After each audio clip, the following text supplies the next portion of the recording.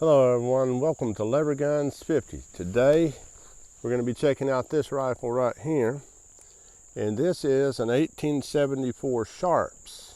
Now if you know anything about the 1874 Sharps, it actually came out in 1872, but wasn't named 1874 until the company was kind of restructured and all. Look at that beautiful thing. Now this is not my gun. This gun was sent to us to test out, and we actually used the Firing Pin, which is a gun store in a town not too far from here, to do the FFL paperwork so that we could get this gun. And we may leave a link to the Firing Pin down below in case you guys want to check them out. They were pretty friendly, and we got this gun. We're going to check it out. We're going to try out different loads in it. If you stay tuned to the end of the video, we're going to shoot black powder, and also we're going to shoot some smokeless powder loads. Now we got the load data from Accurate Powder Company. What they did is they used and let me show you these big old bad boy cartridges. These are 5140 cartridges. And so Accurate used the 140 grains of powder, a 550 grain bullet, and then they got 28,000 psi off of that load. So the smokeless powder loads that we're going to use produce less than 28,000 psi. So let's get back to the features of this 1874 Sharps. Now this one here is a Shiloh Sharps. It's one of the earlier models that was made in New York. And before you lower the block, you want to cock it back to half cock. Now this half cock is pretty far back compared to some of the newer models I've seen, because a lot of them, their half cock is down here just a little bit off the firing pin. So you're going to cock it back to half cock, and then you're going to lower your breech bolt, fallen block, and then you can raise it back up. This is also a double set trigger, and we're going to test out that trigger pull in a little bit. And so let's get back to this cartridge. Now there's a lot of controversy about this cartridge, this 5140 cartridge. There's a lot of controversy about it. And just to give you kind of a comparison, this is a 4570. And that's a full length 4570. That's not one of those Hornady cut down things. So to give you a little history on it, according to Winchester, they started manufacturing the 5140 Winchester in 1886. However, they started loading for the 50 Sharps 3 1/4 in 1876. So they clearly could have been used for hunting buffalo during the Great Slaughter. So this is a beautiful gun. It has a lot of beautiful features, and I don't know if we can count the 53 1/4 off like a lot of people have. This is a very interesting cartridge, and while it might not have a lot of interesting written down history, it clearly has a lot of controversy. Here's that beautiful Sharps with a double set trigger, vernier peep sight. That's some pretty wood. This is not giving it justice here. Hopefully the camera will focus in a little bit. Here, maybe you can see a little bit better here. But it's some beautiful wood, beautiful color case harden on it.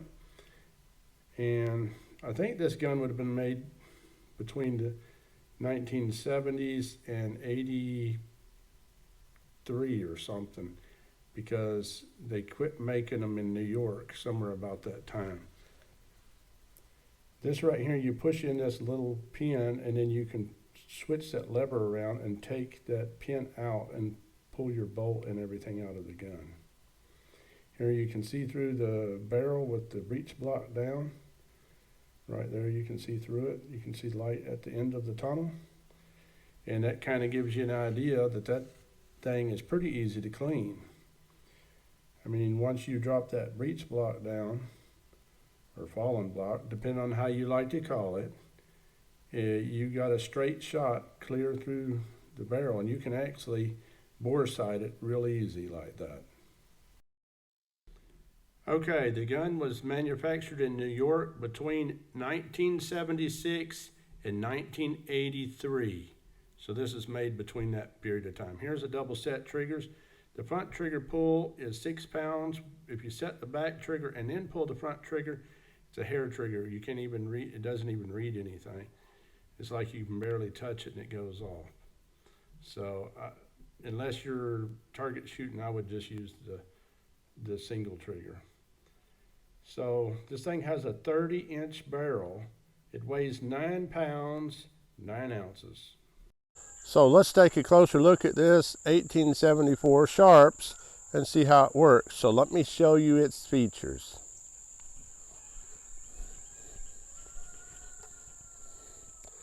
Okay. So there's all the way down. There's half cock. There's full cock. Bring it back down to half cock. This is how that fallen block action works. You pull the lever down, the block goes down, then you have access to put your cartridge in there, and then you pull it up and it completely blocks the cartridge so it can't go anywhere. It seals it up tight, and it seems to be a fairly well-made action. Some people say it's as strong as the Ruger #1. I kind of have my doubts though, but look at it. There's the cartridge designation on it. As you see, it says 3 1/4. Now we took the back side off of it so we can use just the vernier peep sight. It was just that you just took out that one screw in it and just lifted right out. And we can put it right back the same as that way. And you can see right there it was manufactured in New York. The newer ones are manufactured in Montana, Big Timber, Montana. So they say the Shiloh Sharps is so close to the original that these parts are actually interchangeable with the originals. The way I understand, all the parts on these guns are interchangeable with the originals. So you could just snatch this bolt out of here and go put it in an original, or take an original bolt out of an original and stick it in here. So that's pretty interesting that they're that well manufactured to the original specs. Now the way they make these receivers is they make a cast, they're wax casted and then machined to the final fit and finish. And the way I understand, all the parts are done that way. That's what Ruger does on their parts. So that's pretty interesting that that's how they do it. And what else can I show you on its features? Let me show you this underneath it here. That's pretty neat. It's got like a little grip. It's kind of grippy there. Just look down here. Drop that cartridge in there. Push it home. And get this peep sight up here. Shoot it across that chronograph. Hopefully it won't kick too hard.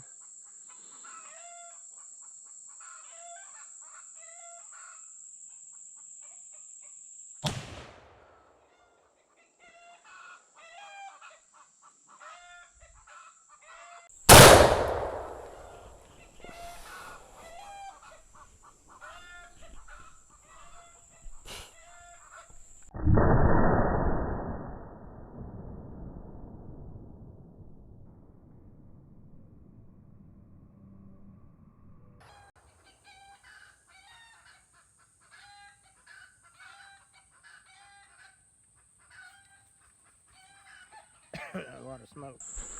Okay, 300 grain bullet was doing 2,023 feet a second. That's boot scooting and boogieing for back in that day. It didn't have any blow-by on this cartridge. That primer is struck slightly high, which makes me kind of wonder if the receiver wasn't bored slightly low. Because the cartridges slightly drag on the receiver when you're pulling them out. I'll show you that on the next shot. All right, we're going to shoot the 425 grain bullet, which will also represent Winchester's, what a lot of people say Winchester loaded it to. So Not saying that's what Winchester said, but this is what people say. They load it to with a 400 and about a 440 grain bullet, I believe. It's a 425 grain bullet. Let's shoot this bad boy and see what she does. Cross the chronograph into that chunk of wood.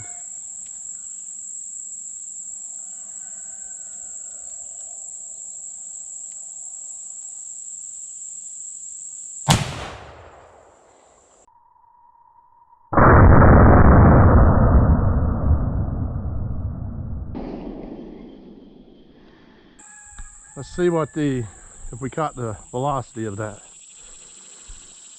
That was 1,588 feet a second for a 425 grain bullet. Knock this log way back to here. It looks like it come all the way through. Definitely split it open. Let me show you what we're talking about. So if you pop it down, see that cartridge? It just pops right out really easy. Slides out to there and then it starts hitting on the receiver. Then you gotta hook something on it to pull it on out. That's why I think it might have been bored slightly low on the receiver. We're gonna see how fast this 530 grain bullet with black powder goes. This is the same bullet that I got up to 2,000 and like 300 feet a second with my 5110. This is probably gonna hurt. This is black powder, 140 grains. Here it goes.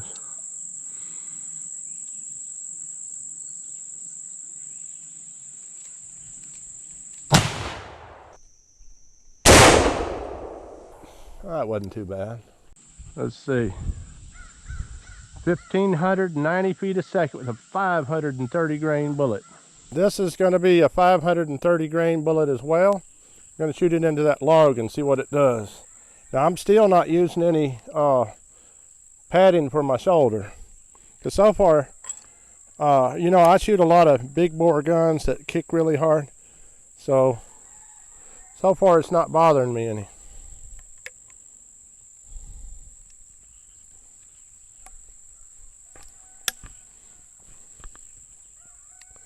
So let's shoot this thing across into that log and see what happens.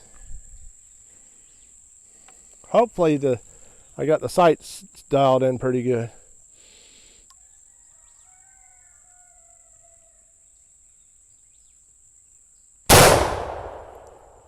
I don't think I hit it.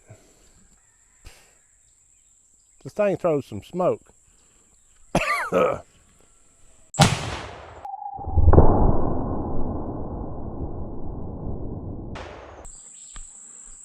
Oh, I hit low. I did hit it. It hit low. It knocked the whole bottom off of it.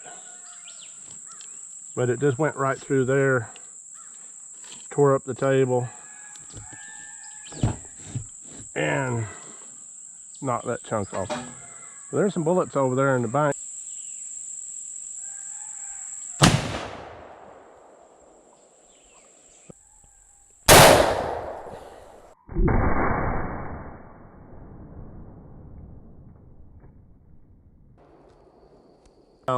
Or 1,921 feet a second. Not 2,000. I don't know where I got 2,000 at.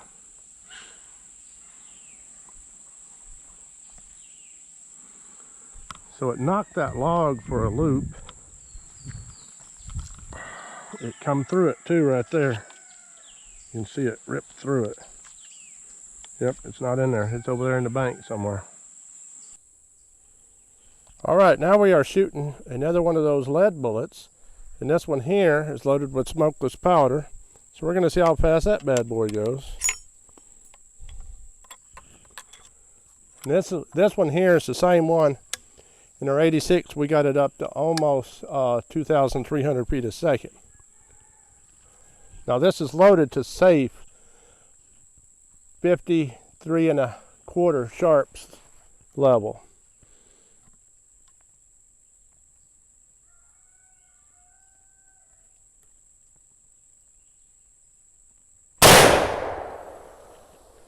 And boy, does it kick.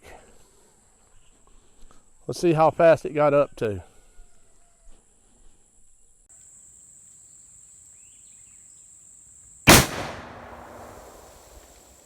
Boy, does it kick.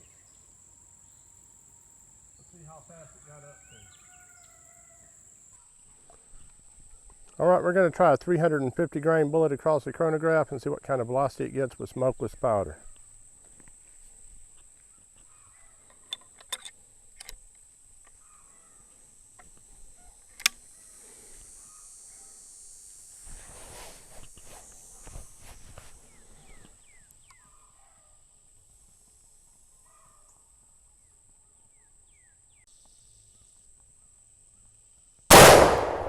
Whoa, buddy, that thing has some recoil. 350 grain bullet, smokeless powder.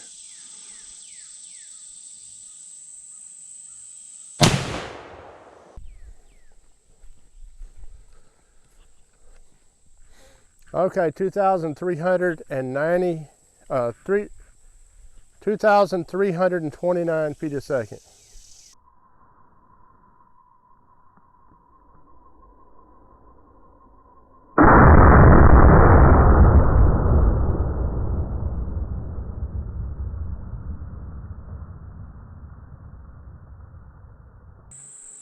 See what happens.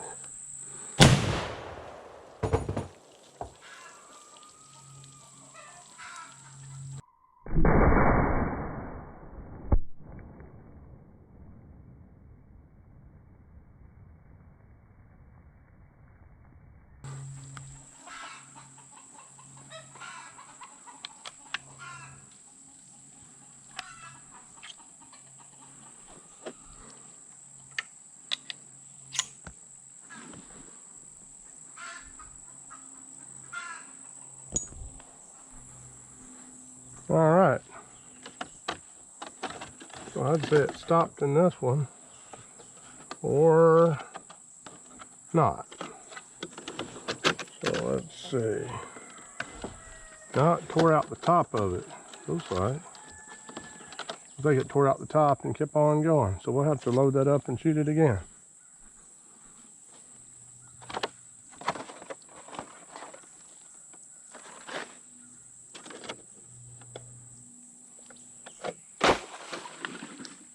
Get them lined up again. Gonna have to load it up and shoot them again. 53 1/4 with a 350 grain hawk bullet into these water jugs. This hair trigger is definitely a hair trigger.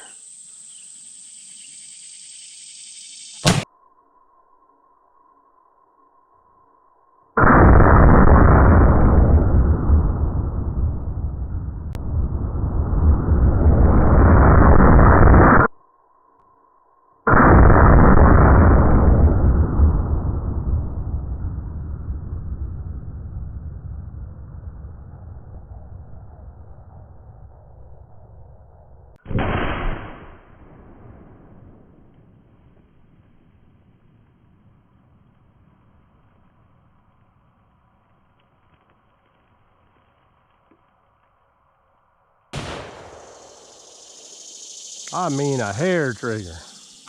You just barely touch it and it goes ba-boom.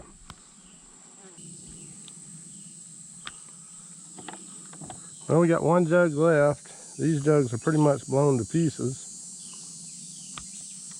The question is, can we find the bullet? I have no idea.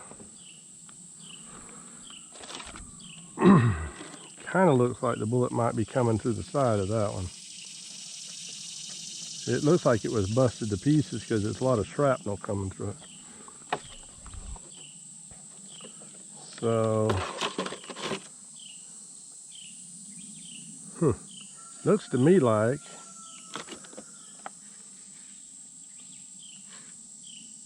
not sure how that goes. But anyhow, we'll try to figure this thing out, see if we can't find the bullet.